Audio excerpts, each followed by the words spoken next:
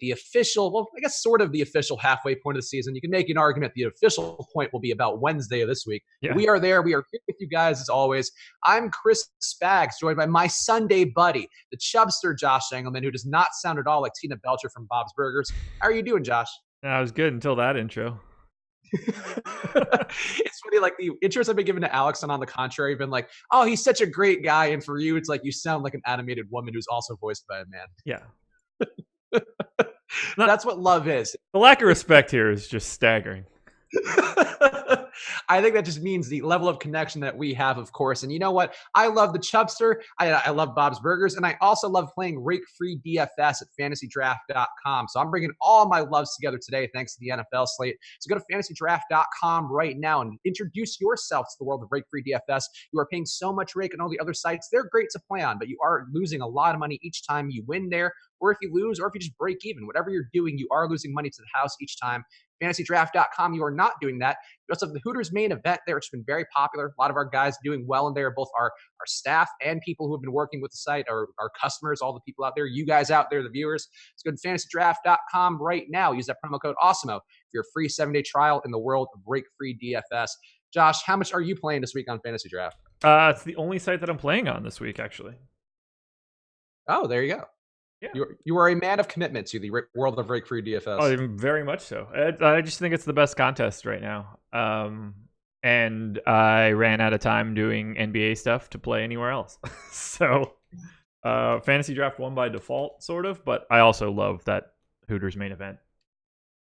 I do too. Of course, go support Hooters, go support Fantasy Draft and this channel, and really support your own bankroll because you're just missing out if you are paying rake on the sites when you don't have to. So go to fantasydraft.com right now. Play some NFL, play some NBA this week, play all the things you want. All right, Josh. I agree. Let's support Hooters. All of the above. Also, you got a mean thing. I'll give myself one mean thing. My boy Earl found in the chat, Spags like a hungover Anthony Rendon. I've not got Anthony Rendon before, but he's a good hitter. I'll take it. Wait, I thought you got Anthony Rendon. Oh no, Nolan Arenado, same person. Yeah, Arenado's that's my favorite one by far. That one's like I'll hang that on my wall. Fuck, choking on my water. Oh, I forgot to get my. Oh man, my water's on the counter right now. Well, dude, just ask me a question and get up and get it. All right, Josh. How are you feeling? Actually, let's throw it to the high on quarterbacks. Always, we start there. So let's do that. Yeah. I'll grab water. Your high on quarterback of the week so far looks like it's going to be Deshaun Watson. Very popular play this week going against Oakland. Oakland getting strafed by the pass in every matchup so far. How are you feeling about Deshaun Watson while I mysteriously disappear for a second? Yeah, so Watson is pretty clearly the top guy today. It's coming in ownership and comes in the top stack tool for Alex as well. I do have a couple lineups with Watson today, but I'm not going to the same amount that I have everybody else. So I have 5 quarterbacks today. One is Watson, but he is the guy that I have the least of those 5 just because of the massive ownership coming in on him. Because of the contest that I'm playing in, doesn't make a ton of sense to be just holding hands right there. But I don't want to ignore it because it is the top probability for highest stack. Yeah, I'm back, and I was so efficient there. I love Watson. I think he's a really strong play this week. The premium price, I'm kind of surprised to see that many people willing to pay for the premium price. So I do have some lineups going down to guys much cheaper, and also going to the mid-range too. Guys like Daniel Jones, I think, are kind of interesting. To me, going down all the way to Matt Schaub is kind of an interesting play. I almost tweeted about. I got to cut you off. I almost tweeted about this before. Yeah. Schaub is one of the quarterbacks that I have as well. And I was going to tweet it out and be like, I feel really bad knowing that I'm getting to Matt Schaub, but I know for a fact that Chris Spags will also have Matt Schaub when we get to live before live. So you are correct. I do have some Matt. I mean, how could you not? He has weapons who have concentrated workflow there. They should be trailing like 4,700 on DK. Like I get he's not a great quarterback. He's very over the hill. He's very capable of throwing a pick 6 at any time. But he was good in 6 passes last week. Do you think he throws more touchdowns to the Falcons in this game or to his opponents? He has more picks. I read it today. He has more pick 6s in his career than Tom Brady. Slight difference in attempts. I mean, look, he's been a starter for a while. That's, but he's very Delhomian at times. It's a Seattle team, though, who does give up some pass coverage. So that's not the most fun, or excuse me, some different attempts there. But I still think that's a spot for Schaub where I'm willing to go there just at that price point. You have to afford some of the higher price guys on the slate, guys like Michael Thomas, very highly owned, guys like DeAndre Hopkins going to be highly owned. I think there's enough guys to pay up for where it's worth going to Schaub, and the stack is affordable. So I don't know. I'm willing to get there. He's so bad. He's not good. He's so old too. But, like they've been throwing 44 times a game. Like, are they going to change the game plan today? Like, I don't think they will. Certainly that's going to give more defensive opportunities for Seattle. So if you want to hedge with some Seahawks, I think that's perfectly logical. And the Vegas total coming down exponentially. Not the best. It's down. Is it under 22 now? I believe it is. I mean, the real key to this has nothing to do with Matt Schaub, right? Like, right.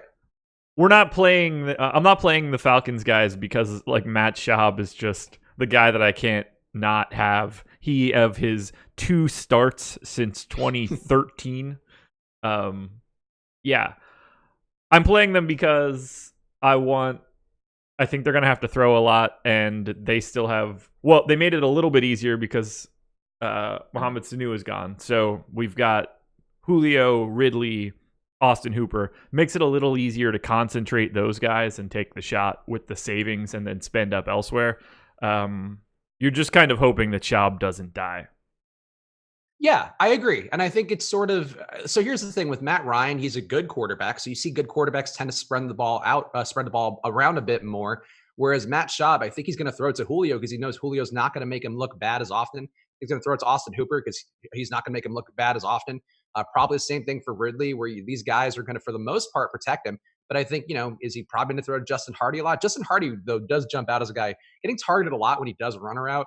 So I do have a little bit of him, but I think it's possible that Schaub just kind of focuses more on the key targets here in a way that Ryan doesn't, because Ryan knows he doesn't have to. Yeah, it wouldn't shock me if Devonta Freeman had like a stupid amount of targets today. But I just want Matt Schaub not running around a lot back there. He's not going to take that value away from Freeman probably. No, if Julio has a day, I think it's because he has to like go up and get a couple. Ridley is the guy that I'm not getting to as much. I feel like Schaub is not like a great thing for him. But yeah, and that might just be me justifying the way that my exposures came out. So that's the way that I'm going to put a narrative to it. But I'm basically just Julio, Hooper, and Devonta Freeman. I do agree with you on that one. I think it's still I'm not crazy about Ridley, but I think I probably also have not enough of him. He doesn't project terribly well with the stuff that I ran. But I think it's still a play. I don't mind as a cheap pivot, and the ownership isn't really there. So. All right, so we talked about our crazy lower owned play there. Let's continue with some of the higher owned quarterbacks that are more important to hit on. Sure. Russell Wilson. I did not land on much Russ. I think now with Schaub in there, you could probably make less of a case for Russ, but I think that's also driving his ownership down. So in that respect, you can make more of a case for Russ that he's going to have less ownership and still going against this. It's really bad Atlanta defense who's given up a ton of passing touchdowns. How are you landing on Russ? Because I find it hard to get there, but that's probably an undersided or a short-sighted move by me. I do not have him at all. I do have a lot of Tyler Lockett. I do not have any of Russ. It's mostly just using the stuff on the website. So top stack odds are 5th highest for fantasy draft today, but the ownership on Russ is double that number. I don't really just want to go there with some of the other teams that are around there that aren't getting any ownership at all. So I went to absolutely 0 Russell Wilson. Yeah, I mean, I think I think that's sort of a logical gap that we might have here. If we are playing Schaub in a year, I mean, it's a low amount of Schaub for me, and I'm sure the same for you. But if we are playing Schaub, it does seem like we're trusting the concept that Schaub can do something for at least the big weapons here. So it does kind of make sense that you play some Russ in that spot and hope that Schaub can just do enough to keep him afloat. I just think that Wilson is going over owned relative to everything. So if I'm going to be in like a large field contest, I don't think that's my best allocation. The only reason that I'm going to Watson is because their top stack odds are like 75% higher than Russell Wilson and the Seahawks in this spot. So I was only going to go to one of those chalky guys, and it became Watson because they're projected like significantly better from Alex. All right. And somebody in here had just asked about Stafford. CJ the Great asked, what's Stafford's ownership looking like? Currently on DK, Stafford looking like he'll be the number 3 owned QB. I'm actually shocked by number 4. Drew Brees taking a jump upwards, but I guess it makes sense with the Michael Thomas ownership. Stafford's a guy I'm intrigued by. I actually think that game mean, we kind of saw it last week with Minnesota, and the Giants are not Minnesota by any stretch, but Detroit's defense does give up a lot of production. They don't blitz a lot, so if a quarterback is going to get pressured, I think Daniel Jones, his big failure has been under pressure. He's not a guy who has a good pocket presence right now. And I think that's going to help them out. If they're not blitzing, they're not creating pressure. I think Jones actually has the opportunity to create production. And Stafford going back to Galladay this week, I think is really appealing. I think Ty Johnson, I had him as my favorite week, and on the contrary, just because I thought Alex and Josh Hermsmeyer made some really salient points about him. But I did more research. He's getting targeted on more routes than Kerryon Johnson is, or at least on a higher percentage of routes. I think he's actually a little bit more in play than I gave him credit for. So I'm intrigued by this game stack overall. So where are you shaking out with Stafford? I do not have any Stafford. He is like the lesser version of Wilson today. Much lower top stack odds, and then also ownership outpacing that top stack percentage by essentially double. So he is just not a part of my life. I essentially don't have the Lions in any real volume. 2 Ty Johnson shares, I think. I don't have Kenny Galladay. I'm just really not in that game. Interesting. Okay, I like the Lions a decent amount here, and I also think running it back with Evan Ingram. Detroit not great versus tight ends, and Ingram just coming off of that dud game where everybody's going to remember that. He's still a guy who's an elite athlete. Detroit not great at defending the tight end. I think that's a spot where I don't mind going back to him. Same thing. I think also the fact that Detroit doesn't blitz is actually going to help out Saquon Barkley a bit. His upside's been cut into a little bit by Daniel Jones because Daniel Jones can run and can create movement on his own, so he doesn't check down as much. But I don't know. Like, I think this whole spot is really appealing to me. Not a ton of ownership for these guys. And, we know Saquon's upside. We know Ingram's upside. We know Golden Tate's upside. And also the fact that he's kind of a spiteful human being and he's playing at Detroit. That's not data, but that's a fact. So I don't know. I'm intrigued by the spot more than it seems like you are. I don't really have much else to say on it. It's more of an ownership problem for me than anything else. That's fair. I don't have 50-point. Go ahead. 50-point combined total for these two teams just seems like a lot. It certainly does. It scares me, that's for sure. It's the one that I look at the most and think, should I have some manual manipulation in here? It's the one that I'm most nervous about not having. Okay, yeah, that's fair. I'll take that as solace in my overloading on this game, but I just think it's an intriguing one. Drew Brees in his comeback game here going against Arizona, a pace-up spot, one of the fastest-paced teams in the league. I think they are still technically the fastest, even though they've slowed down a little bit in the last few weeks. I am not on Brees at all. I get the logic there. Murray is going to be getting a pretty concentrated workload if we're going off of last week. Michael Thomas has been great. He might get some coverage from Patrick Peterson around the field, but seems unlikely he'll get a full shadow if he's going into the slot. So are you landing on Brees at all? Because I have zero Brees. Drew Brees is one of my quarterbacks today. I do have Brees. Lots and lots of Michael Thomas. Lots and lots of Lat Murray. Interesting. Okay. Who's the run back for you with the Cardinals then? Some combination of Christian Kirk and Fitzgerald. Fitzgerald killed me last week. Whew. Brutal. Okay. Yeah. What is going on? If somebody in the YouTube chat needs to get banned, I don't know what's going on. I don't know. He's fine. Whatever. Just want to make sure nobody's being egregiously assholic in a way that I need to actually get him out. I'm sure it's inevitable. Yeah. So of course it is. We are on the internet. I do think Arizona is a little more interesting with Christian Kirk back in there. I think we have seen them the run game is clearly going to be a focus for them. Josh Hermsmeyer, on the contrary, talked about it a lot at length, which I thought was actually very insightful. He was talking about how they've been basically spreading it out, just running over and over again. So that's why they're running less routes, because they're just using the passing sets to run it for the back and give them a little more space to operate. But I think when you have Kirk in there, he's a little more capable of doing those short routes, which take a bit off the table for the running backs. I think he also just changes the offense in a more dynamic way. So I'm more intrigued by this. I actually put in some Kyler Sacks since I saw Kirk was going to be in there. And I think this game is a little more likely to be competitive. The Vegas total not showing it yet, but I think your New Orleans Saints will probably be more valuable. This is the one that I'm actually nervous about that I have, because I have essentially all of the Lat Murray and enough Michael Thomas that he's involved in every, I have Michael Thomas in every Drew Brees lineup. He's the only guy, that's just what it is. So I'm hoping for a big Michael Thomas day. All right, so here's hoping for your Michael Thomas, and he's certainly going to be one of the most popular players on the day. We'll talk more about him, I'm sure, in the back half, but a lot of people locking him in. So here's one that I am fully the opposite way now. I played a little bit just ahead because I think the defense going against him is one of my pay down options this week.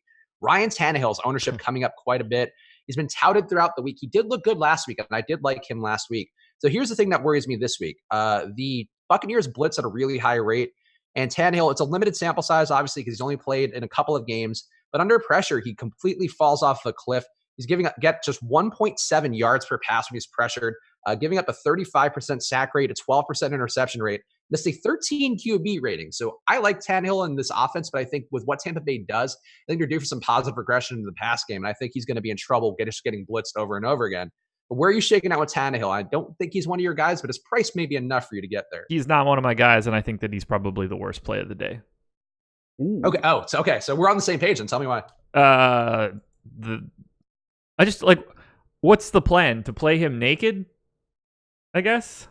Is anybody here that big? Like, who are you playing with him with? You're playing him with AJ Brown and Corey Davis. I mean, Corey Davis is probably the safer target. Brown, a bigger body guy, but I think he had more targets than Davis last week. Third from the bottom in top stack odds. Again, this is Corey Davis. Who gives a shit? It's Ryan Tannehill. No, it's the most over-owned play of the day given their actual talent. Just get away from it. You should not be rostering Ryan Tannehill and these goons. Yeah, I get the logic. I mean, he did look pretty good last week, but that's against a Chargers team who's allowing like a 70-something. I could pull it up real fast. He's the fourth most owned quarterback with the third lowest odds of having the top stack. Just draw the line and uncheck that box. Yeah, so the Chargers giving up a 75% completion rate on the year, 6.5% passing TD rate, despite not a lot of volume for people passing against them because they haven't had to pass a lot against the Chargers this year. But I think that was like kind of an ideal spot for Tannehill. I know the Bucs, are not a great team, but again, the blitz rate is really high for them. I think that's just going to make it really uncomfortable for Tannehill. They're blitzing at a 47% rate, one of the highest marks in the league, giving up over 300 passing yards per game. But I just think that's due for some positive regression for them. I just think the Bucs are going to really limit everything Tennessee wants to do, and I think that scares me a lot because Tannehill's talent. He's still throwing a really high interception rate, even though he looked good. He's over 4%. Yeah, I have to avoid it. It's Tannehill. Yeah, I get it. Anybody else you're landing on this week at any high volumes? So we can move on to the other positions like Tom Brady, Derek Carr. I have smatterings of a lot of guys. I have some Carr. I have some Goff. I have some Brady. Still haven't named my final guy. Now I'm curious. Okay, this shouldn't be Trubisky? hard. No. Come on. Now. What are you doing? Nice spot for Trubisky. Said no one ever. Phillip Rivers? No. Reasonable guess. Oh God, is it Andy Dalton? No, Jameis, man. Oh, okay. Why Jameis? What do you think my answer is? Price? Good price. Upside. Third highest top stack odds of the day. Essentially zero ownership going to Jameis. So we obviously know who we're stacking with Jameis. No one's like, oh, I don't want to get to Chris Godwin or Mike Evans. I mean, it's very clearly a line drawn in the sand that those two guys are going to get a large amount of work, and no one is touching them right now. I am full speed ahead with Jameis. I love that they're going ignored. Okay, I get it. I mean, I think Jameis, he's shown the upside. He's certainly also shown some of the downside this year, though not as much as in that first week. That was really his only completely abysmal week. So yeah, I could see it. I think the prices are tough for just for Godwin and Evans if you are running them both out there. And who are you running it back with Tennessee then? Because you don't like any of their guys. A lot of Derrick Henry, dude. Okay. It's amazing what people think they hear on this show. Someone's already reacting in chat. They like Trubisky and not Tannehill. What? That didn't happen at all. Yeah. I'm playing the same amount of Tannehill. It's relative to ownership always. I think that's something that maybe if you pop on the channel and you don't pay a lot of attention, like it's all relative to ownership. Like I don't like Tannehill relative to him being the 4th owned QB, but I do like Trubisky relative to him being the 50th owned QB. Like nobody's playing Trubisky because they think he sucks. Yeah. He also they are dead last in top stack probability today. So yeah. Yikes. Yeah, so I might have a Corey Davis lineup, by the way. I don't know all of the bringbacks in just my Tampa Bay lineups right now. I don't have that kind of Rain Manny memory. I think you do. I think you have it in you. Yeah, I don't know. I would say, yeah. I think the targets are Jonnu Smith. Also, if you are paying down a tight end, I could see going there with no Delaney Walker in there. Not a stellar play by any stretch, but a guy who's cheap enough to get in, and he's an athletic guy. I like Jonnu Smith as a player. I just don't really. I think that Tampa Bay's due for some regression in the passing game. We know the run defense. That's what everybody's talked about all year. The run defense is getting there. That's what happens when you are blitzing almost 50% of the time. You are clogging up lanes for the run. And some quarterbacks take advantage of that, like Drew Brees. If you're blitzing Drew Brees a lot, he's gonna just bang you over. He's gonna bang you over and over again. He's gonna go over the top on you. He's gonna find ways to beat you. I think with like Ryan Tannehill, I have no faith that he knows how to do that or is gonna withhold the pressure. Well, it's good to know that Dapiana23 is a Bears fan. Trubisky was pissed in his press conference. Matt Nagy will fix the offense this week. Trubisky will get 2 TDs. I have 100%. Congratulations. That's the worst analysis I've ever seen. Chalky McChalkenstein with a very on-brand take in the chat. Running it back with someone from the other team is overrated. There is a reason all the professional players do that because there's a lot of data supporting that being a valid reason. So it's hard to sometimes identify the other person, but that's what you're hoping to get is, a rising tide lifts all boats situation. Yeah, somebody better let all the millionaires know that they're doing it wrong.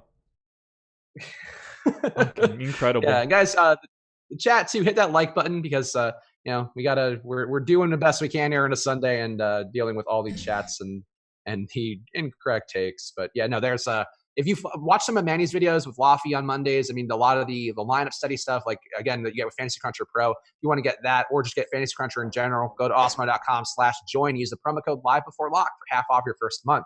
But you got to do the research on like back testing these things and seeing what people are actually winning with. And maybe in the Millionaire Maker where it's, a lottery ticket, basically that's not happening. But even then, you're going to still want that more often than not. Spags picked Trubisky as his contrarian QB on the contrary, and Alex cringed, by the way. Oh yeah, I know, but it's like that's you're going with a contrarian pick. That's a safe space show, by the way. We don't like talk crap about that, but like no, I mean, how are you like? You got to pick a contrarian QB. You pick somebody that has no ownership. So yeah, like Tannehill's not contrarian because he has ownership. See, that's how this all works. Very true. You boys out there. It's Sunday morning. Everybody be less acidic. Let's talk about the running backs here. Latavius Murray went nuts last week. Should be in a spot to go nuts again. Going against an Arizona defense playing at pace, or an Arizona team playing at pace. The defense that gives up a lot of running production. And Latavius Murray saw a ton of workload, about 30 touches in that game. Where are you with Latavius Murray? Because I'm almost at lock button status with him, and that's terrifying. But he looked good, and I think it's a nice spot for him. Same scenario. He's in basically all but one of my lineups or something right now. I don't know what else you could possibly do. Yeah, he just has to be involved. Yeah. Okay, so we're on the same page there. Yeah, I mean, like I hate that it's kind of shaken out that way. I tried to get away from him a little bit. Tried to do some lineups where I'm paying up for like Fournette and Gurley and McCaffrey and Barkley and some of these guys just to get away from that price point. But it's hard because he's so cheap. And if he's going to get 20 plus touches at least, I mean, upwards of 30 in a game, which they could also need to salt away pretty early too, depending on how it breaks. I find it hard to not be at least with the field on Murray and probably above it. Yeah, that's just the chalk that I can't avoid today. He's just going to be involved. Like you would need a really weird Saints game for him not to be just like mildly functional. He's the clear top value in Alex's projections at any position by like a staggering amount. Sometimes you just have to do that.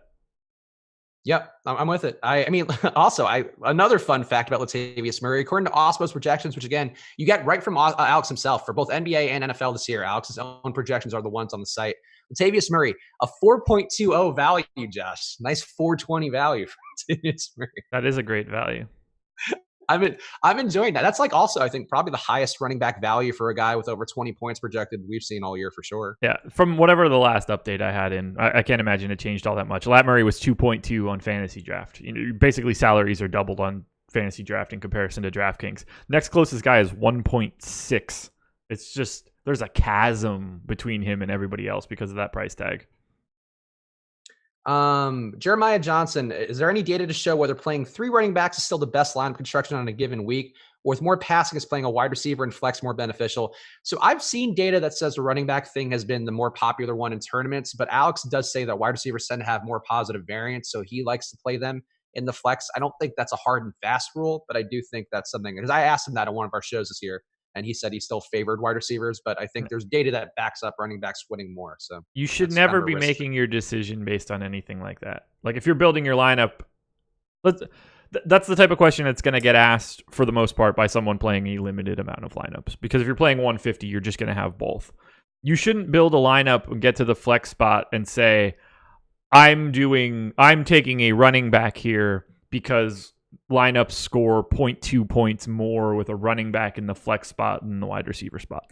It's a spectrum, and it's essentially a coin flip. You should play the guys that you think are the best, regardless of whether or not they're a running back or a wide receiver. Yeah, that's fair. I think that's actually a very valid take. Like, just because the data is there doesn't mean that's how you should be playing. It should certainly be leaning on your projections and your lineup instructions and try to make everything correlate accordingly. Yeah. All right, rest of the running backs. Chris Carson looking like number 2 on DK, going to also be pretty chalky. I think with Matt Schaub in there, it does make Carson more appealing because there's a little more likelihood of Seattle not trailing at all, and Carson just being kind of getting that workload he's been getting every week. That our old pal Emac loves Chris Carson every week because that volume is there for him. Getting 20 touches per game in the run game, 24 touches per game overall.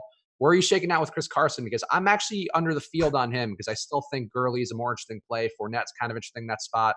I'm then going to the cheaper guys like Ty Johnson, Latavius, also more appealing to me. So where are you with Carson? Dude, are we playing the same lineups today? We are not usually on this much of a same. We are never on this page. I don't know if that's a good thing or a bad. I don't want to know. We'll see it. We'll see at 7:00 tonight. I'm a little bit under the field on Carson, but I still have him roughly 22%.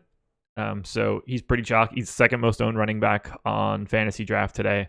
I'm coming in slightly under that number. Don't really have any particular reason for that. I've got more of the guy that I have constantly in massive amounts of lineups, and that's Leonard Fournette.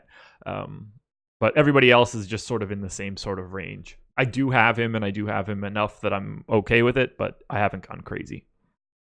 Yeah, I think that's where I shake out with it too. The volume's there. I get it. Atlanta's run defense has been one bright spot for them. We kind of saw what they did a couple weeks ago with Todd Gurley, where they just really, it was last week, where they just kind of let Gurley get touchdowns, but he really didn't have a ton of yard work. And you could say Gurley is, not the same guy that we saw last year, but he's still a very good running back. Data-wise, there's really nothing saying that he's been any different. He's shown the upside versus like teams like Seattle. So I don't think that was a Gurley thing. I think that's an Atlanta thing. So I could see Carson having, getting the touchdowns, but I don't know if the yards are going to be as high as people may expect for a slate-breaking performance at his price. Yeah, it is such a great spot if you think that Schaub plays like Schaub. Yeah, if Schaub's it up, it's going to be a lot of love for the Seattle defense and a lot of love for Chris Carson punching him in at the 1 yard line. So that's certainly some risk to not at least come close to the field on Carson. But I do think there's enough plays here now that you can get away from him and maybe save some money. Yeah. How about Fournette? Because last week he was the play du jour. Now he's come down a little bit in ownership, but getting a Jets team who's also pretty good in run defense, but does give up a good amount of rushing touchdowns. We saw Sony Michel get there. Granted, that was kind of a weird game script because Sam Darnold was, again, seeing those ghosts all over the place like Pac-Man, but still giving up a lot of easy runs for Michel at the 1 yard line. Could be the case for Fournette here. He's not seeing a lot of touches within the 5 yard line. That's one thing that does jump out because Jacksonville, not a team who's just getting there often enough. But I'm under the field on Fournette. I don't love that one because I do think him kind of being mediocre last week gives you some leverage in going him. But where are you with Fournette? He's my second most owned running back. Yeah, okay. I like that spot a lot, but I guess what are the reasons why? He's more involved in the, like, he's the non-dynamic Christian McCaffrey. But not at a ridiculous price. I mean, like, he's still the second most expensive guy on fantasy draft, but he's just involved every snap. Like, he's just on the field. And in the NFL, it's really hard to get a good feel of how much opportunity someone's going to get. So on situations where you know that you can get, I don't mean he's going to get the ball every down, but when he is going to have the potential to be involved on every single play, I can't avoid that. So I have massive amounts of Fournette for the 8th straight week. Yeah, I get it. I ended up with a little more Ty Johnson, which I think took me out of the Fournette price tier. So that's sort of why the reason I didn't get there. But I do think he's a really good play. I agree with your take on it. I think he's also just due for positive TD regression. I mean, he's barely had any touchdowns this year. With a guy getting that many looks and also being that integral to the offense, you would think that'll improve. And again, the Jets just do give up rushing touchdowns. It's one of their things. They're not good in the red zone. So I think it's a nice spot for Fournette. I'm a little bit afraid to be under the field on him because I think the price is still probably not where it should be. But yeah, I'm a little under, and it's it could be a very important spot to be at least have some Fournette in your lineups for sure. Yeah, he's the guy that's just set it and forget it. He grades out so well in Alex's projections every week, and I run him out there every week. All right, we are at the halfway point of the show, so let's do our 100 yards and a TD picks. And it has been some bad breaks recently for the 100 yards and a TD picks. Last week, you had the worst break of the year with David Johnson being your pick. He played, I think, one snap and then went out. I played a ton of him in real life too, so I took a beating on that, like clean across the board. The old double whammy for you, but he did not get there. Leonard Fournette got the 100 yards, no touchdown. I believe Chris Carson got the touchdown, but no 100 yards. This game proving to be tougher than you would think, but I don't think it's going to be tough if I take Latavius Murray as the first overall pick, so I'll go with him. What's the salary tier again? I always forget. Just under 8K. Okay. So you can take Fournette if you want. Under 8K? Or yeah. Up to and including $8,000? I would say under. I think we've done under. Son of a bitch. On DK pricing, though. So I know. Michael Thomas is 8K on the dot. Oh, yeah. That's a good one. Oh, that's so annoying. I'll allow it. No. We're not going to do that. Just give me a second. Let me just filter everybody out here. I was preparing for Michael Thomas. It would also be funny to see you kill Michael Thomas this week with the precision you've killed all these other guys. Nah, I don't want to do that. Let me look here. Ooh. Man, I don't know if he gets there from a yardage perspective. And that'd be a fun pick too. Give me... You know what? Give me Chris Carson. Suck it, Emac. Did Emac take? He was teeing up that pick. Oh, you think?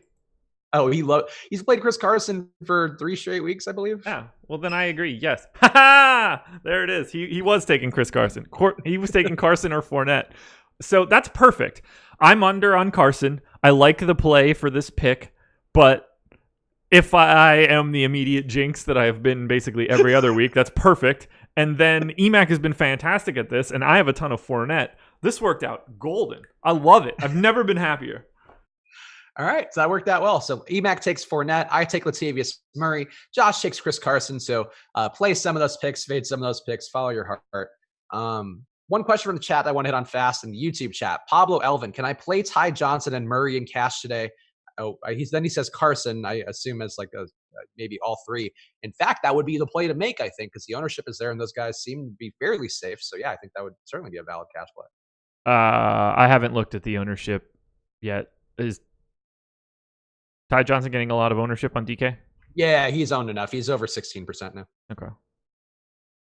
I guess let's talk Ty Johnson then. I'm in on him now. Again, I talked about some of the stuff, getting targeted on as many routes as Kerryon Johnson is. He's involved. I think the Giants are going to give up a lot of production. You could see some easy runs for Ty Johnson. Certainly going to be some involvement for J.D. McKissick, some risk that Paul Perkins takes run away from him. I get that. I'm with Ty Johnson now. I'm with the field on him. How are you feeling about Ty Johnson? I have like 2 or 3 shares. Nothing too crazy. Just not my cup of tea.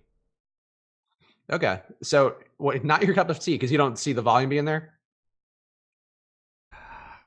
Like, what's the best way to explain this? I already have essentially lock buttoned a running back as a value guy in Lat Murray. To have a lot of Ty Johnson would really change. Like, I don't think that Lat Murray and Ty Johnson are even comparable today. They're separated by 10 full fantasy points from Alex. So for me to get to Ty Johnson, I think I just end up with like way too much money and the same sort of lineup construction where I end up paying up for defenses. I'm only getting to like DeAndre Hopkins, Julio Jones, Christian McCaffrey as a third guy. I think that by having a lot of both of those guys, you end up getting a lot of overlap in your lineups. So I'm limited more so on Ty Johnson and just smashing the ever-living god out of Lat Murray. Okay, that's fair. How about another, I guess, similar guy, but except one who has proven the gigantic production, Chase Edmonds. No David Johnson in there. A tough New Orleans defense going against him, and certainly people will be a bit wiser to his potential after he went nuts for 3 touchdowns last week. Oh, did Where he? are you shaking out with Chase Edmonds? Yeah, he did. Yeah, I know, shocking, right? That would have been a great day for David Johnson. Missed all of that when every alert was coming up, and I had, I can't get into it. I'm neutral to the field on Chase Edmonds right now. Okay. I am under the field on Chase Edmonds. I think people may chase that even more than our ownership gives credit for. Just because you'll see that box score, you'll see David Johnson out again. You'll see the matchup with New Orleans and guys going to be owned on the other side. I think that may make him a bit too appealing. So I'm under the field on him. I get it, but with his price at 6,200 on DK, that's like a little too much for me for a guy who I think he's a good running back, but I don't think the spot versus New Orleans is a good one. Same page, kind of. We'll see. How about James White? Because he's a guy who a lot of people thinking that Cleveland game will be more competitive than it seems. I'm not in that camp, but I've heard enough people talk about it. I think Cleveland is going to play into everything that New England's defense does best, and I think they're also going to play in everything that Baker Mayfield does the least well. But I guess we'll find out in a few hours. How are you feeling about James White here in a spot where he should see some work, but Rex Burkhead's going to be active, so some concerns about that in the YouTube chat right now. You must be looking at my exposures. James White, smack dab in between Chase Edmonds and Ty Johnson. So I have a couple shares, nothing too crazy under the field. Ooh. Oh, yep. Super chat from C Mac in the YouTube chat. So by the way, you can now super chat. If you do super chat into the YouTube channel, we will answer your question too. Sweet. Meaning is fast. I don't think that's a phrase people use anymore, but that does mean fast. So C-Mac asking Daniel Jones or Sam Darnold. First of all, thank you, C-Mac, for the super chat. Second of all, I have more Daniel Jones. I do like Sam Darnold as a play, as a concept, but I don't think the spot's as great, but I do have some lineups with both. I have more with Jones. Josh, any of these guys for you? I would prefer that you rostered neither one. I think that would be more beneficial to you in the long run. If it's like essential, I don't know which site it is. I don't get the sense that it matters all that much. I don't really like either guy on any site, but let's just see. If I had to pick, since that is the question, Daniel Jones. I mean, it's Daniel Jones, and I don't think it's close, I guess. Yeah, Daniel Jones, I think the thing to me is that the Lions don't pressure very well, and Daniel Jones is a different quarterback. I mean, he's not, to be clear, he's not a great quarterback even in a clean pocket, but he's a better quarterback in a clean pocket. They'll have more opportunity to get to the weapons there. The weapons are really what I believe in the talent of. So I get the logic in going to Sam Darnold after such a down week. That is kind of the play that I like to make sometimes in tournaments. I agree. Daniel Jones on a projection basis, you just kind of got to take that. All right. And thank you again, C-Mac. And again, anybody else out there, drop your super chats if you want to get your question answered on YouTube. And we took one here. This is a question. We're not on tight ends yet. We will get to them, the receivers in a second. But thoughts on cheap Ben Watson? Is he somebody that you're getting any of? Because I did not land on him. Not somebody I'd want to go to given just the amount of weapons that New England offense. You can't trust volume for Watson. I have 0. Yeah. I'd rather go to Cameron Brate. I'd rather go to Jonnu Smith. If you're going to go cheap, I'd rather go to those guys. Yeah, I have zilch, nada. Cam Brate, though, is my cheap tight end of the week who I have in some lineups because I think he's worthwhile. Jordan Akins, too, an interesting little pivot to Kenny Stills and Kiki Kuti and all those guys. But I think that Brate, we know his rapport with Jameis Winston over the years and O.J. Howard not being in there. Probably not going to see a lot more workload, but can kind of get that Cameron Brate 2-touchdown, 50-yard day that we all know and love, I'm sure, whenever you're playing O.J. Howard. Running backs, anybody else you're getting any appreciable? Actually, we should just talk Christian McCaffrey outright because we did talk about the James White thing. Christian McCaffrey going against a San Francisco defense who's really tough, and that is going to drive down his ownership into the ground. Just 12% expected ownership for him. Highest price running back on the slate. I have a little bit of him. I guess I'm pretty much like right with the field. It might be slightly above the field on him, but not a big play for me because I just think that San Francisco defense is going to make everything real tough. How are you feeling about McCaffrey? Essentially neutral to the field. He's just so expensive. Like that's really the issue. You're not worried about what he's doing in the game. I mean, I think we all would agree that if we had to take someone that gets 100 yards and a touchdown, we're all picking Christian McCaffrey if we don't have any limits. The dude is just, he's every piece of that offense. But this is an optimization problem, and optimizing something on a like on a massively priced Christian McCaffrey makes things difficult. And trying to thread the needle and pick a bunch of lower priced guys in the NFL is really, really hard. He makes lineup construction more difficult. If you have a lineup with him, great, because he's fantastic. I don't care who they play. It makes no difference to me what the matchup is at all. He's just simply more expensive than everyone by a lot. Yeah, I would agree that McCaffrey is just a great player. I love him. I'm happy I have him in one of my season-long leagues. I think he's a guy you could trust the floor with. I think, though, on this slate with the ceiling and the pricing, like, I think that it's a little bit easier. I mean, that's sort of the reason you go to McCaffrey, is it's easier to get to Ty Johnson. It's easier to get to Latavius Murray. It's easier to get to Chase Edmonds, like people will. And you know that those guys are not ever going to be McCaffrey in terms of a secure workload and the opportunity that he gets all the time. And McCaffrey too, being in the back in the Bay Area, not a bad thing for him either, because that is where he went to college. I'm sure he's not, not that he's not going to try otherwise, but should probably more inclined to show out. But San Francisco's tough, and I'd rather go to cheaper guys who, like, you could say 1,400 and go to Fournette, and Josh's working man, the homeless man's Christian McCaffrey, Leonard Fournette. And I think that's sort of the logical approach where you can save that money, and I think you need to find ways to spend that money on the slate. Jacob Cruz, what up? Why do I have 30% Henry against Tampa Bay rush D? Well, that's the question. I don't care about their rush D or their rank or anything like that. That all gets handled with projections. Projections are working for me in this case, but the large majority of that is coming because I am using Jameis Winston and I am bringing someone back on the other side. I would have much less Henry if I didn't force in Jameis Winston today. I mean, I have no Henry because I don't like playing running backs against defenses that blitz a ton, because I've noticed enough of a correlation between that. Not one that I have any data to back up overall, but just every time I keep seeing these teams going against high blitz teams, it just ends up being a little bit under where they would normally project to be. Henry's price, I just don't see the reason to go there. So that's why I didn't land there. But I think as a contrarian play though, like, I think that's logical, and just not caring about the defense, and also the fact that people are playing Tannehill in the pass game, that gives you some leverage as well. Yeah, like he's just. I have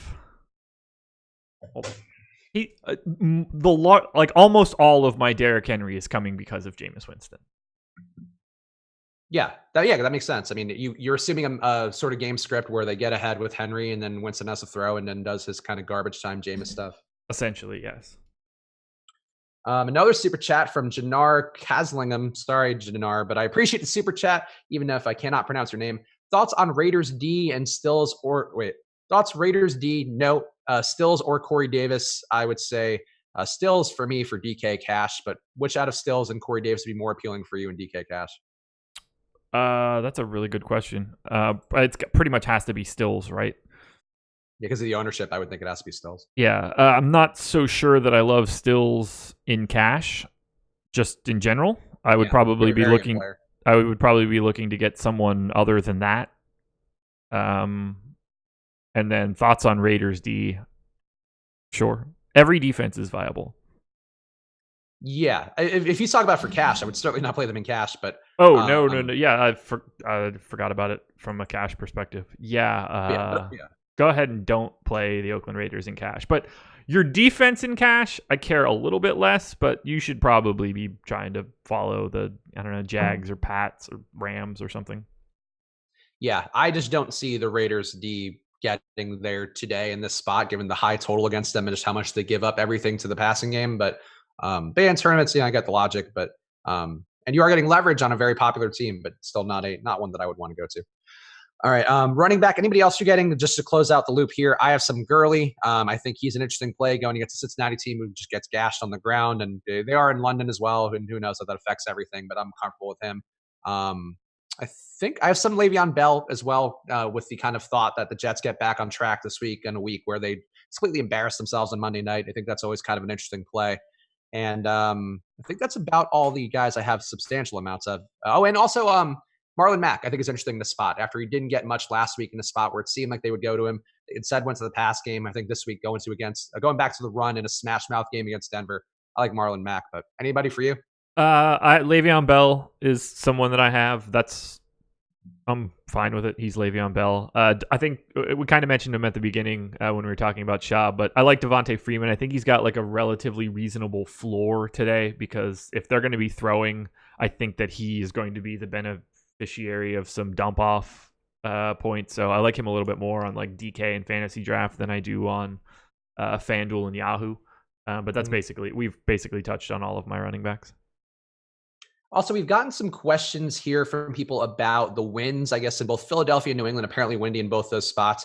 I assume this is something you don't track, but I don't keep much attention to it. Like monsoon games like that Washington game, like that's one where I would track and be worried about that.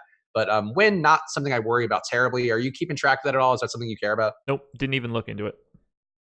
Okay. That'll be taken care of in the projections and in Vegas totals. I have no interest in trying to be a weatherman. Also, I guess those games too, because we really didn't touch on them. Any interest at all in the maybe game stacking that Philly Buffalo game, given that we know Philly gives up a lot of big plays. I'm a little bit off of that overall because I like Josh Allen. I don't think I have any of this game at all.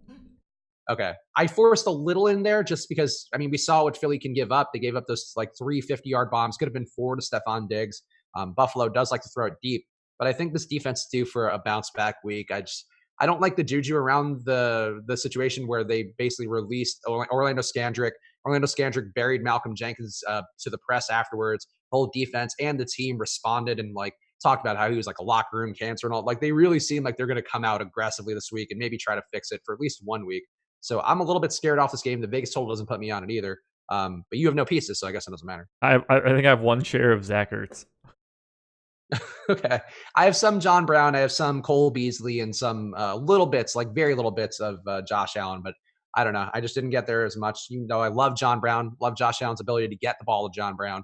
I just don't like the way this Philly, like they've had players only meetings this week. There's a lot of this stuff that's like, this could be like the 1 week they're competent. I'm actually playing the defense a little. Do you have to give up your status as treasurer of the Josh Allen fan club because of this? It sucks because now he's like a better real life quarterback than a fantasy quarterback, at least in terms of like getting wins and not doing too much to completely ruin the thing. He's going to have a week, I'm sure, at some point this year, but I'm not on it every week now. So it hurts because I'm still there. He's my season long QB. So that's enough, right? Sad day for the Josh Allen fan club. I don't know. Ben's going to kick you out. Yeah, they just don't give him chances. Like, I get it. Like, you don't want to give him too many chances. That's how he makes mistakes. But he just hasn't gotten the same opportunity he had last year because they know they can win now and they can make the playoffs. And I think that kind of makes you pull the thread a little bit less on Josh Allen and figuring out how bad or not bad he is. But we'll find out. Wide receivers here. We talked about some of them as an extension of the quarterbacks. Michael Thomas, chalk wide receiver of the week. How are you feeling about him? I have a lot. I'm basically neutral to the field. He's more just sort of involved in all of my Drew Brees lineups than anything else. But he's really good, and Drew Brees is back, so it's not like they've ever been not a good duo together. It's a little bit different when Teddy Bridgewater's back there. So it's really hard to not like Michael Thomas. But the price tag is really expensive, and paying up for wide receiver has been kind of scary this year. There's just so many dudes. So if you're playing expensive guys like that, just make sure you're doing it knowing what you're including in that lineup and not just being all willy-nilly. The projection that Alex has for him is insane. He has him to have a 28-point projection, which is about 8 more points than DeAndre Hopkins at $100 less. So I'm with the field on it. I agree the price point's tough, and the fact you can get some cheaper guys who could maybe have those outlier days kind of makes him a little bit less appealing for tournaments, but what are you going to do? I'm playing him and Murray too without Brees lineups. I don't think that's an issue. Wait, what?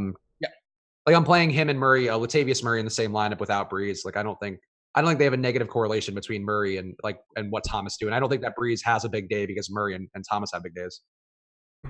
I would have a hard time doing that. But Brees isn't necessarily throwing touchdowns to Murray. Like he's throwing to Thomas, but like Thomas could have 180 yards and Murray has 150 yards and Brees has that 180 yards, maybe 200 yards.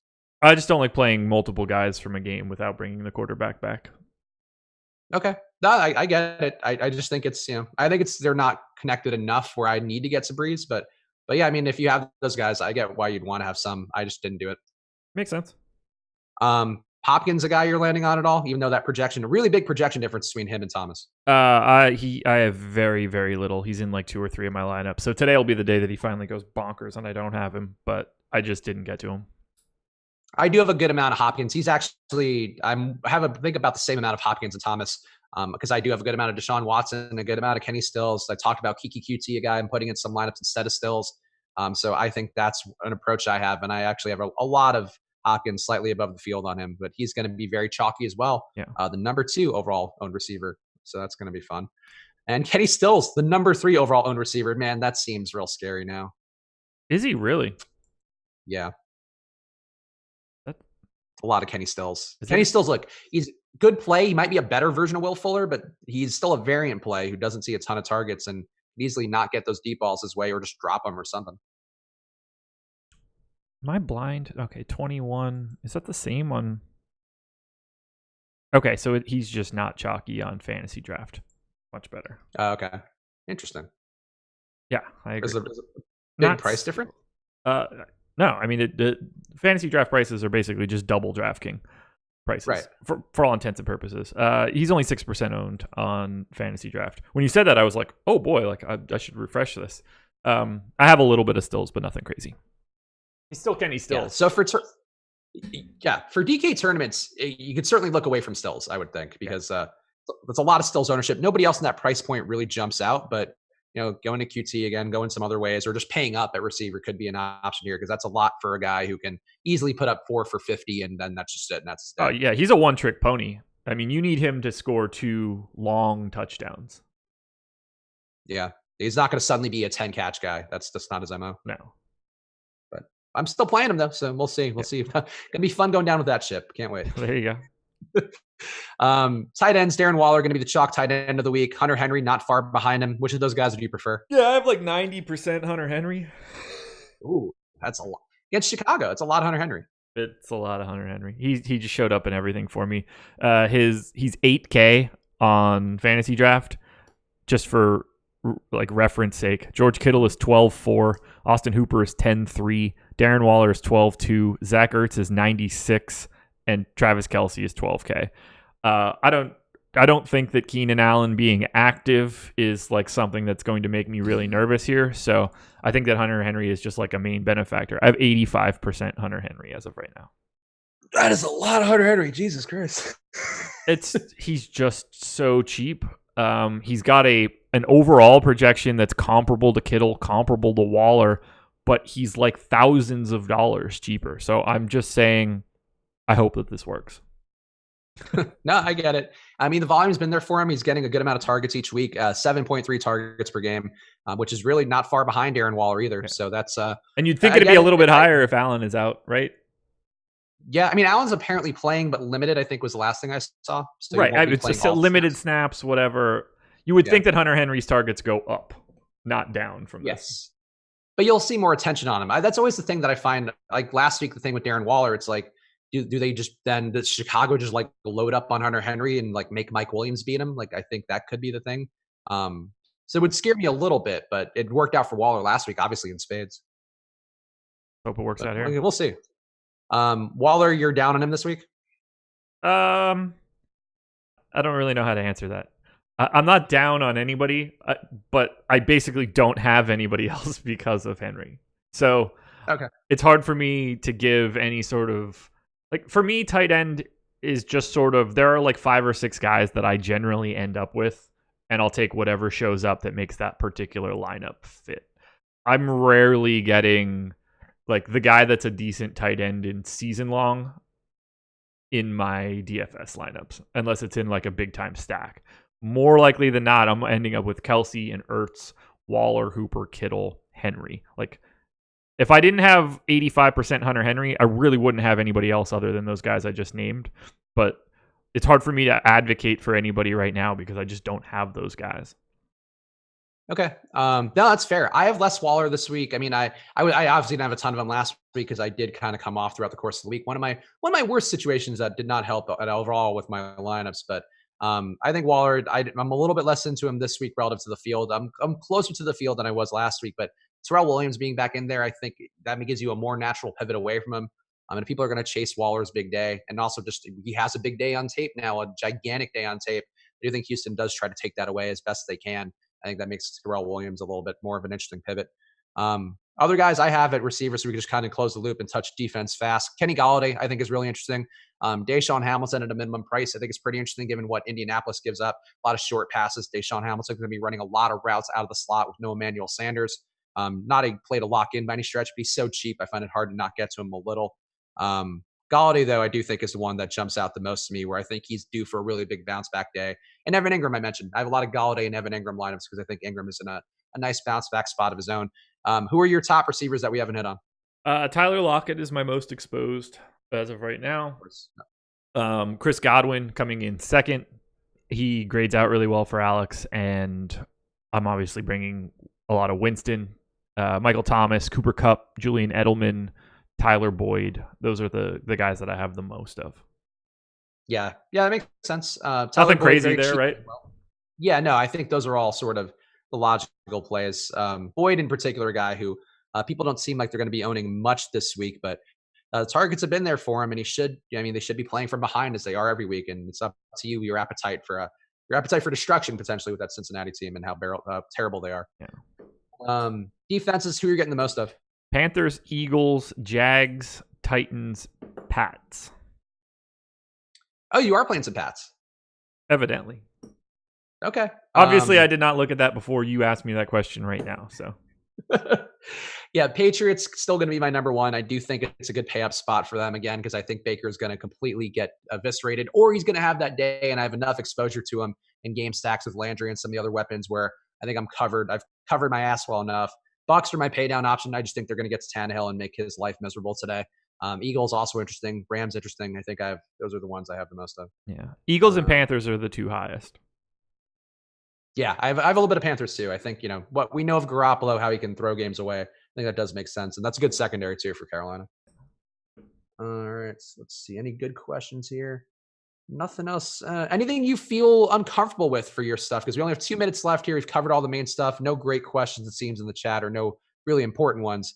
Any short-sighted things you've done with your lineups today? Not really. Like, I'm not, it's the NFL. Anything can happen here. But there's not something on here where I'm just like, man, I wish I would have tweaked that a little bit further. Okay.